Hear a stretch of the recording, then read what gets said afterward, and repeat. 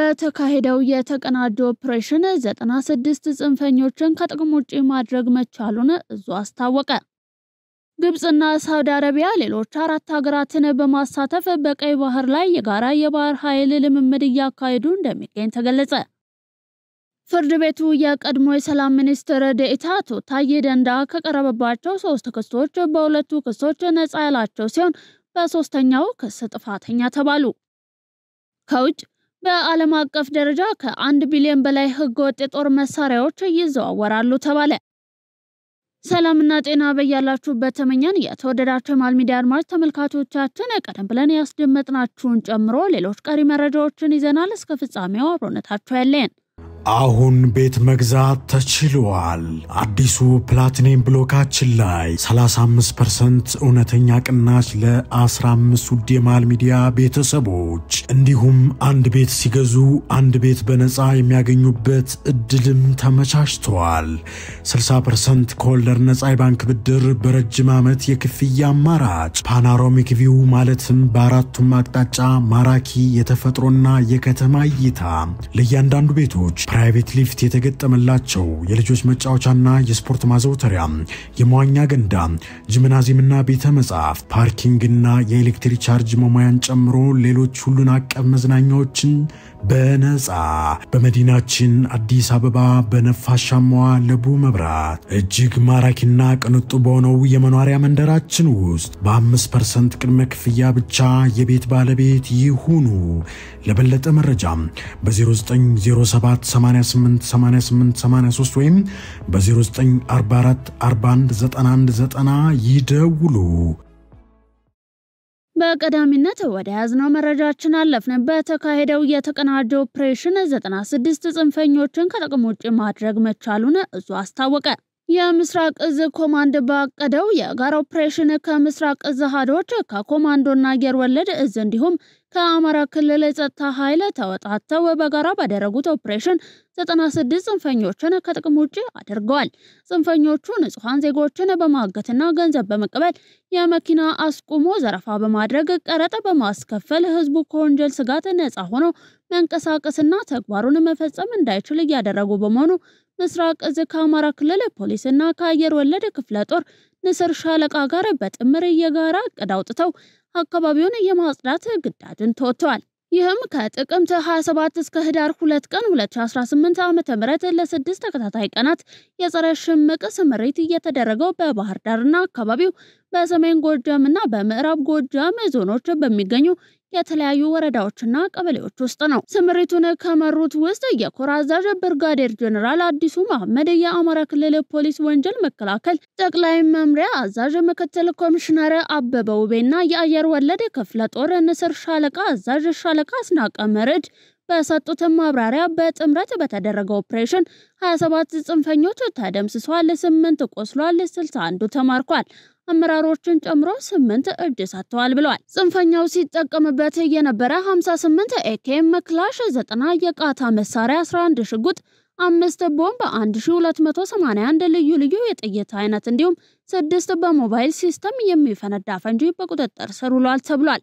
በአጠቃላይ ይህ ኦፕሬሽን በጥላት ላይ ከፍተኛ የሆነ ስነልቦና ጫና ውስጥ ገብቶ እንዲኮላሽና ተረጋግቶ እንዳይንቀሳቀስ እያደረገ ሲሆን ጥምር ጦሩ እግር በእግር እየተከታተለ እየማከረ ጠላት ይዞ የነበረውን አካባቢ የማጽዳት ስራን መስራቱን ተናግሯል። ጥምር ጦሩ ጠላት በገባበት ቦታ ሁሉ በመከተል የጸረ ሽምቅ ግዳጁን አጠናክሮ በሚቀጥልበት ሰዓት ላይ ጠላት ጭንቅ ሲይዘው የያዘውን ትጥቅና መሳሪያ በየበቆሎና በየጫካው እየወረወረ ቢሮጥም ጥምር ጦሩ በገባበት እየገባ የጠላትን መሳሪያ መማረክና ሲጠቀምባቸው የነበሩ ቁሶችን ማውደም ችሏል። እንደ አዛዦቹ ገለጻ ይህ ውጤት የተገኘው አስቀድሞ ሁሉም የጸጥታ አመራሩ በእቅዱ ላይ በመወያየትና ቀጠናዎችን በጋራ ለይቶ ክፍፍል በማድረግ ወደ ስራ በመገባቱ ተናቦና ተግባብቶ በቅንጅት ግዳጁን በመፈጸሙና ህብረተሰባችን ባደረገው ያልተቆጠበ ድጋፍ ነው ሲል የምስራቅ እዝ ሚዲያ ዘግቧል። ግብጽና ሳውዲ አረቢያ ሌሎች አራት ሀገራትን በማሳተፍ በቀይ ባህር ላይ የጋራ የባህር ኃይል ልምምድ ያካሄዱ እንደሚገኙ ተገለጸ። ግብጽና ሳውዲ አረቢያ አራት የቀይ ባህር አዋሳኝ ሀገራትን በማሳተፍ የጋራ የባህር ኃይል ወታደራዊ ልምምድ መጀመራቸው ተገልጿል። በወታደራዊ ልምምዱ ላይ በመሳተፍ ላይ መሆናቸው ከተገለጹት ሀገራት መካከልም ሱዳን፣ ጅቡቲ፣ የመንና ጆርዳን ይገኙበታል ተብሏል። ቀይ ሞገድ ኤት የሚል ስያሜ የተሰጠው ይህ የባህር ኃይል ወታደራዊ ልምምድ ትላንት ዳር 2 ቀን 2018 ዓ.ም መጀመሩን የጠቆመው መረጃው ለተወሰኑ ቀናት እንደሚቀጥልም ተጠቁሟል። ልምምዱ የጋራ የስራ እቅድ ማውጣት፣ መደበኛ ያልሆኑ የባህር ኃይል ስጋቶችን ለመመከት የሚያስችሉ ማስመሰያ ልምምዶች እንዲሁም በተሳታፊ ኃይሎች መካከል የአፈጻጸም ሂደቶችን ለማጣጣም ያለመ በክፍል ውስጥ የሚሰጥ ስልጠና የተካተተበት መሆኑ ተገልጿል። ልምምዱ ታሳቢ ያደረገው በተሳታፊ የባህር ኃይሎች መካከል ክፍሎችን ለማጎልበትና የባለሙያ ልምድን ለመለዋወጥ ነው ሲል መረጃው አመልክቷል። በወታደራዊ ልምምዱ ዙሪያ የሶማሌ ሂራን ኦንላይን ባስነበበው ዘገባው ኢትዮጵያን ጨምሮ በቀጠናው የሚገኙ ሀገራት እየተካሄደ ያለውን ወታደራዊ ልምምድ በቅርበት እየተከታተሉ እንደሚገኙም ጠቁሟል። ኢትዮጵያ አሁንም በወታደራዊ ቀይ ባህር ደህንነት ዝግጅቶች ውስጥ ሳትካተት ወደብ የማግኘት መብቷን ለማረጋገጥ የምታደርገውን ቀጣይ ጥረት በመጥቀስ ልምምዶቹ በሚከናወኑበት ጊዜ በጥንቃቄ እየተመለከተች መሆኗን ዘገባው አመልክቷል። ፍርድ ቤቱ የቀድሞ የሰላም ሚኒስትር ዴኤታ አቶ ታዬ ደንደአን ከቀረቡባቸው 3 ክሶች በሁለቱ ክሶች ነጻ ያላቸው ሲሆን በሶስተኛው ክስ ጥፋተኛ ተባሉ። የፌዴራሉ ከፍተኛ ፍርድ ቤት ልደታ ምድብ ችሎት የቀድሞ የሰላም ሚኒስትር ዴኤታ አቶ ታዬ ደንደአ ከቀረቡባቸው 3 ክሶች በሁለቱ ክሶች በነጻ ሲያሰናብታቸው በሶስተኛው ክስ ማለትም ህገወጥ የጦር መሳሪያ ይዞታ ጥፋተኛ እንዳላቸው ጠበቃቸው አበራ ንጉስ ለአዲስ ስታንዳርድ ገልጸዋል። ጠበቃ አበራ እንደተናገሩት ፍርድ ቤቱ አቶ ታዬ ደንደአ ከመጀመሪያዎቹ 2 ክሶች ነጻ አድርጓቸዋል። እነዚህም ክሶች ለታጣቂ ቡድኖች ሞራላዊ የቃል ድጋፍ መስጠት እንዲሁም መንግስትን በኃይል ለመጣል የሚደረጉ እንቅስቃሴዎችን መርዳት የሚሉት ናቸው። ፍርድ ቤቱ አቃቤ ህግ ያቀረበባቸውን ማስረጃዎች የወንጀል ድርጊት አይደሉም ሲል እየወሰነ ሲሆን ይልቁንም ሐሳብን በነጻነት የመግለጽ መብታቸው ስር እየጠበቁ መሆናቸውን አብራርቷል ሲሉ ጠበቃ አበራ አስረድተዋል። ሆኖም ፍርድ ቤቱ አቶ ታዬ ደንደአ ያልተፈቀደ የጦር መሳሪያ ይዞ በመንቀሳቀስ በሚለው ሶስተኛ ክስ ጥፋተኛ ብሏቸዋል። እንደ ጠበቃቸው ገለጻ ክሱ ላይ መከራከሪያ ያቀረቡ ቢሆንም ችሎቱ ግን አቶ ታዬ ደንደአ የመሳሪያውን ህጋዊነት ማረጋገጥ አልቻሉም የሚል ድምዳሜ ላይ ደርሷል ብለዋል። በዚህም ፍርድ ቤቱ ውሳኔ ለመስጠት ለህዳር 15 ቀን 2018 ዓ.ም ቀጠሮ መስጠቱን አመልክተዋል። የሰላም ሚኒስትር ዴኤታ ሆነው ያገለገሉት አቶ ታዬ ደንደአ ጠቅላይ ሚኒስትር ዶክተር አብይ አህመድ ላይ በይፋ ትችት ካሰሙ በኋላ ከስልጣናቸው የተነሱ ሲሆን በታህሳስ ወር 2016 ዓ.ም በቁጥጥር ስር መዋላቸው ይታወሳል። ኢትዮጵያን የባህር በር ማሳጣት የግብጽ መንግስት ዋነኛ ስትራቴጂ ሆኖ እየተሰራበት መሆኑን በውጭ ጉዳይ ሚኒስቴር የዓለም አቀፍ ድንበር ጉዳዮች አስተባባሪ አምባሳደር ኢብራሂም ኢድሪስ ገለጹ። አምባሳደር ኢብራሂም ኢድሪስ በግብጽ የኢትዮጵያ አምባሳደር የናይል ቤዚን ማዕቀፍና የአባይ ግድብ የተደራዳሪ ቡድን አባል የነበሩ ሰው ናቸው። በአሁን ጊዜ ዳግም በውጭ ጉዳይ ሚኒስቴር የዓለም አቀፍ ድንበር ጉዳዮች አስተባባሪ ሆነው እያገለገሉ ይገኛሉ። አምባሳደር ኢብራሂም ከውጭ ጉዳይ ፖሊሲ ጋር በተያያዙ ጉዳዮች ከጋዜጣ ፕላስ ፖድካስት ጋር ቆይታን አድርጓል። አምባሳደሩ ባደረጉት ቆይታ ኢትዮጵያን የባህር በር ማሳጣት ዋነኛው የግብጽ ስትራቴጂ እንደነበር አንስተው ይህም ተሳክቶልናል ሲሉ የግብጽ ጸሐፊዎች እንደሚናገሩ አስረድተዋል። ግብጽ ከኤርትራ ጋር ሆና በሰራችው አሻጥር ኢትዮጵያን የባህር በር አልባ አድርጋታለች ብለዋል። በሌላ በኩል ግን ኢትዮጵያ የአባይ ግድብን ገንብታ በማጠናቀቋ ግብጽን ድል አድርጋታለች ያሉት አምባሳደሩ አባይ ለኢትዮጵያ ግድብ ብቻ ሳይሆን የኢትዮጵያን የወደፊት አቅጣጫ የሚወስን ተቋም ነው ሲሉ አብራርተዋል። የአባይ ግድብ እውን መሆን በቀጣይ በባህር በርም ሆነ በሌሎች መስኮች ለምንሰራቸው ስራዎች አርአያ የሚሆን መሆኑንም ገልጸዋል። በጂንካ ከተማ ምንነቱ በመረጋገጥ ላይ ያለ ሄሞራጂክ ፊቨር በሽታ መከሰቱ ተሰማ። በደቡብ ኢትዮጵያ ክልል በጂንካ ከተማ ምንነቱ በመረጋገጥ ላይ ያለ ሄሞራጂክ ፊቨር በሽታ መከሰቱን የጤና ሚኒስቴርና የኢትዮጵያ የህብረተሰብ ጤና ኢንስቲትዩት አስታውቋል። የጤና ሚኒስቴርና የኢትዮጵያ የህብረተሰብ ጤና ኢንስቲትዩት በጋራ ባወጡት መግለጫ እስካሁን ድረስ 8 ሰዎች በበሽታው እንደተጠረጠሩ ገልጿል። መግለጫው ከክልሉ ጤና ቢሮ ጋር በመሆን በደቡብ ኢትዮጵያ ክልል የተመዘገበውን ይህንን የበሽታ መንስኤ ለማወቅና ተጨማሪ ስርጭትን ለመግታት እንዲሁም ለመቆጣጠር ፈጣን ምላሽ ሰጪ ቡድን ወደ ቦታው በመላክ የመስክ ግምገማዎችና የላቦራቶሪ ምርመራዎችን እያከናወነ መሆኑም ተገልጿል። በተጨማሪም የማህበረሰቡን ቅኝት፣ የንክኪ ልየታ፣ የቤት ለቤት ልየታ እንዲሁም የሕክምና አገልግሎት አሰጣጥን እያጠናከረ ይገኛል ብሏል። በመሆኑም መላው ህብረተሰባችን የሚመለከታቸው የባለድርሻ አካላት ሚኒስቴር መስሪያ ቤቱ ሌላ ተጨማሪ መግለጫ እስከሚሰጥ ድረስ ለመከላከል የሚከተሉትን ምክረ ሀሳቦችና ጥንቃቄዎች ተግባራዊ እንዲያደርጉ አሳስቧል። በአፍ በአፍንጫ እንዲሁም ሌሎች የሰውነት ክፍሎች የመድማት ትኩሳት ማስቀመጥና ማስመለስ ምልክት ሲኖር ወደ ሕክምና ተቋማት መሄድና በወቅቱ የላብራቶሪ ምርመራ ማድረግ እንደሚገባ ማስገንዝቧል። በተጨማሪም ምልክት ከታየበት ማንኛውም ሰው ጋር ንክኪ በሚኖርበት ጊዜ ራስን የመከላከያ ዘዴዎችን መጠቀም፣ ሁልጊዜ እጅን በሳኒታይዘር ወይንም በውሃና በሳሙና በመታጠብ ማጽዳት አስፈላጊ ነውም ተብሏል። የሀገራዊ ምክክሩ የእስካሁን ሂደት የኮሚሽነሮችን ገለልተኛነት በተጨባጭ እያሳየ መሆኑን የኢትዮጵያ ዜጎች ለማህበራዊ ፍትህ ኢዜማ ብሔራዊ ስራ አስፈጻሚ ኮሚቴ አባልና በፓርቲው የሀገራዊ ምክክር ኮሚቴ ሰብሳቢ አቶ ኢዮብ መሳፍንት አስታወቁ።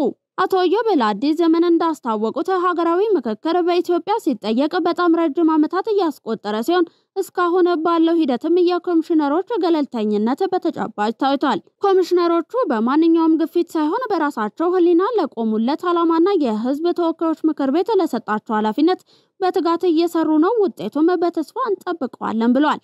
ኮሚሽኑ እስካሁን የሄደበት መንገድ በእኛ በኩል ተስፈኞች እንድንሆን አድርጎናል ያሉት አቶ ኢዮብ በመጀመሪያው መንገድ ሄደን በአጭር ጊዜ ማጠናቀቅ ከቻለን ምክክሩን የታቀደለት ዓላማ በተወሰነ መልኩ ያሳካልናል ብለን እናስባለን ሲሉም ገልጸዋል። በተቋሚ ጎራ ውስጥ ያሉ የፖለቲካ ፓርቲዎች ሀገራዊ ውይይትና እርቅ ያስፈልጋል እያሉ ሲጠየቁ እንደነበረ አውስተውም ለኢትዮጵያ ችግር ሰላማዊ መፍትሄ መስጠት ካስፈለገ በጠረጴዛ ዙሪያ መወያየት ብቸኛው መፍትሄ እንደሆነና ለረጅም ጊዜ ሲነገር የነበረ አሁን ጊዜው ደርሶ እየተካሄደ ያለ ሂደትም ነው ብለዋል።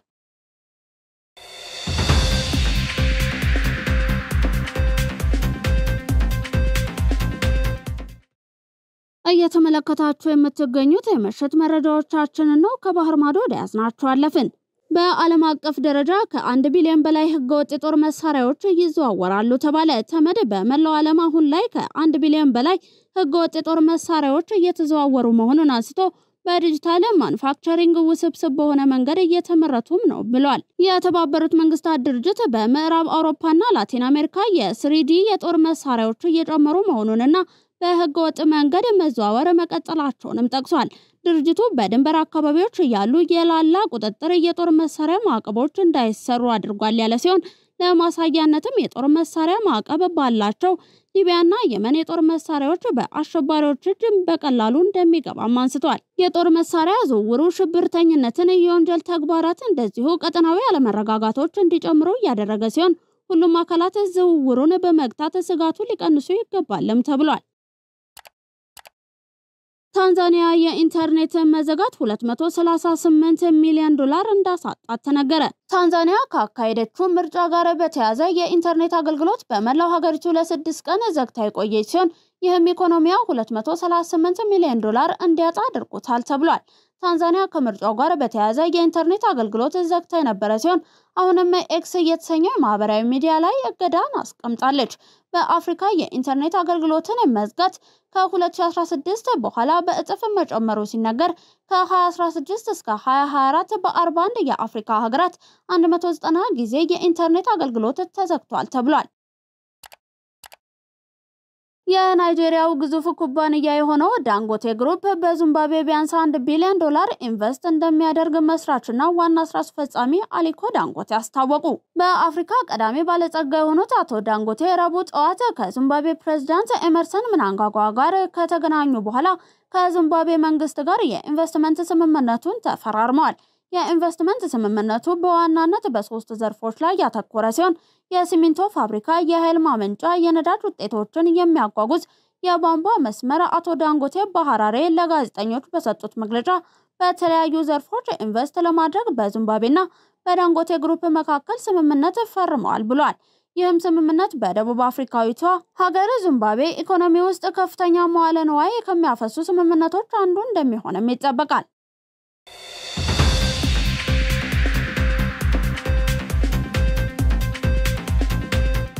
ለምሽት ያጠናቀርንላችሁ መረጃዎቻችን እስካሁኖቹን ይመስሉ ነበር። አብራችሁን ስለነበራችሁ እናመሰግናለን። ዜናውን ላይክ እና ሼር፣ ሚዲያችንን ሰብስክራይብ ማድረግዎትን አይርሱ። ሰናይ ምሽት ተመኘን።